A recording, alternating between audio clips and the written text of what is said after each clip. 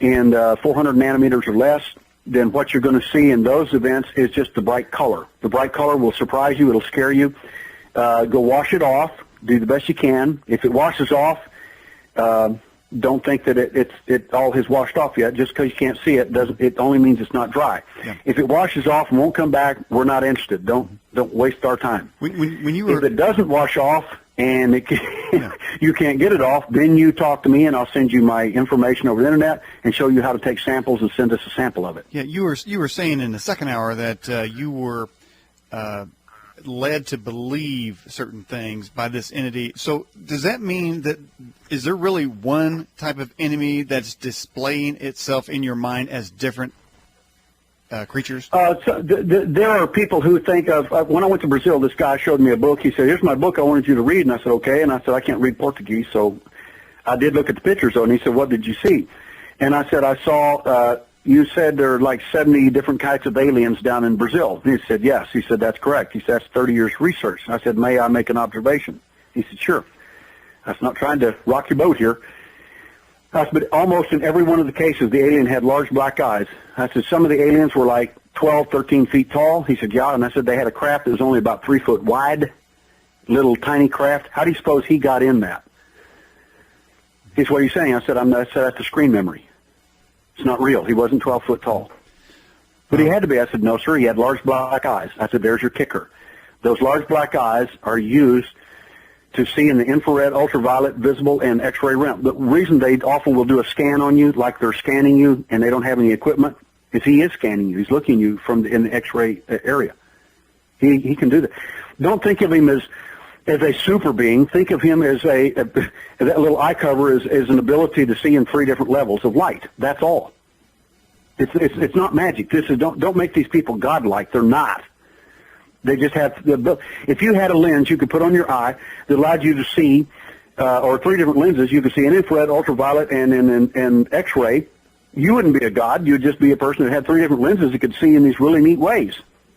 Duh. Well, that's what they're doing. It doesn't make them godlike.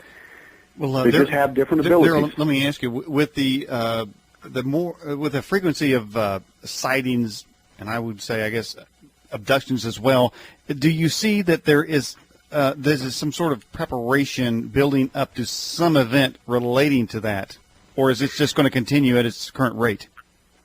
I think that they would like for everybody to think that it's going to continue at its current rate. Again, I have to do 2 things here. One is we've done some intelligence work on these entities, even to the point where they actually responded to us. That's called the mass abduction. I told you mentioned a couple of times. In that event, my senior investigator, who's an engineer, he said, I said, well, what was the size of the craft that you guys were taken to? He said, he described it, and he said it was rather big. And I said, Dale, I got a real problem with that. I said, I mean, this craft up here described by these different people up here at Stevensville was like a mile long and half a mile wide. Well, this thing was described as 50 miles thick and 600 miles across.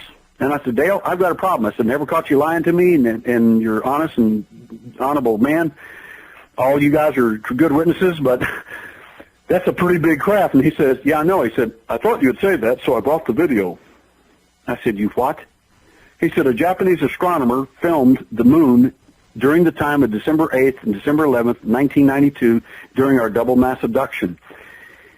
In the time he was filming, he caught a huge, massive craft, just like the one we're describing, between the Earth and the moon on film.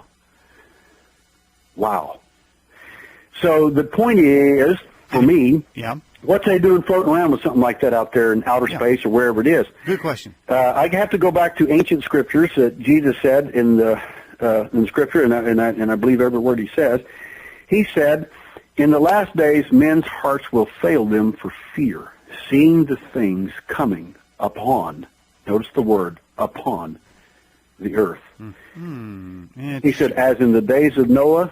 Well, what do the days of Noah have to do with anything? Genetic engineering.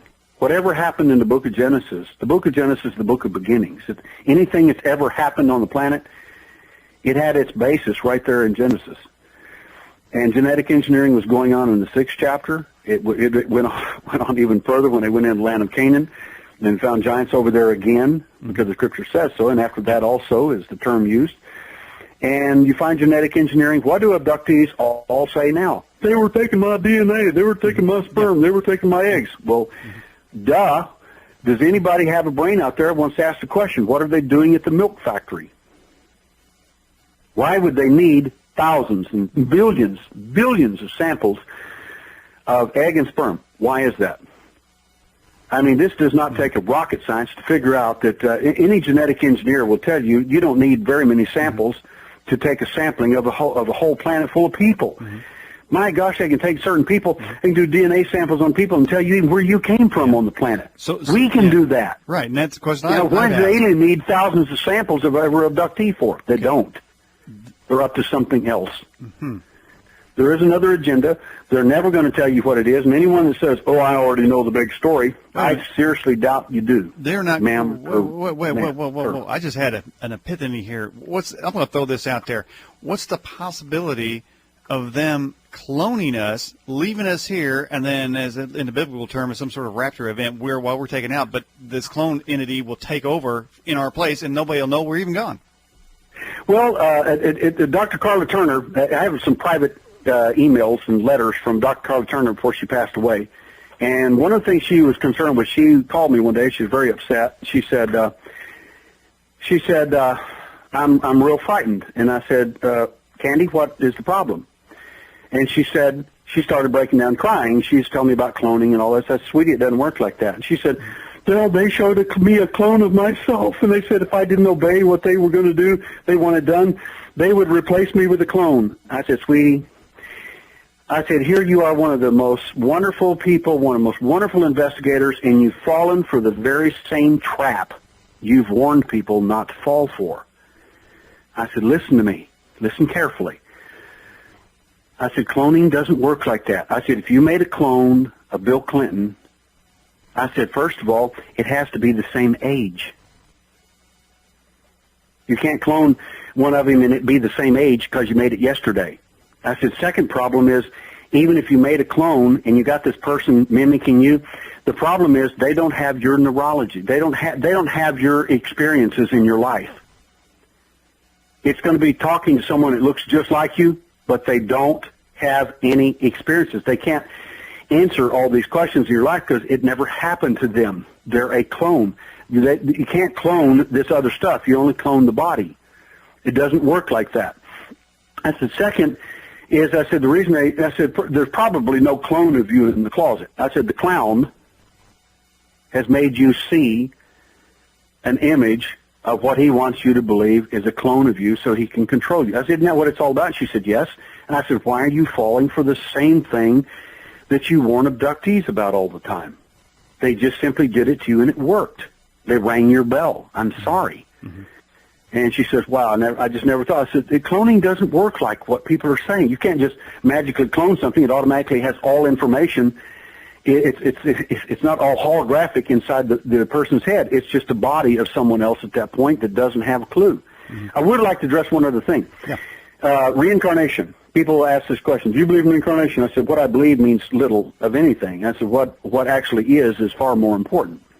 What I think about it is this.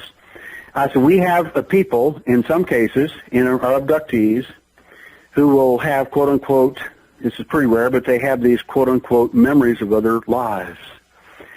They are therefore reincarnated. I said, you want to bet?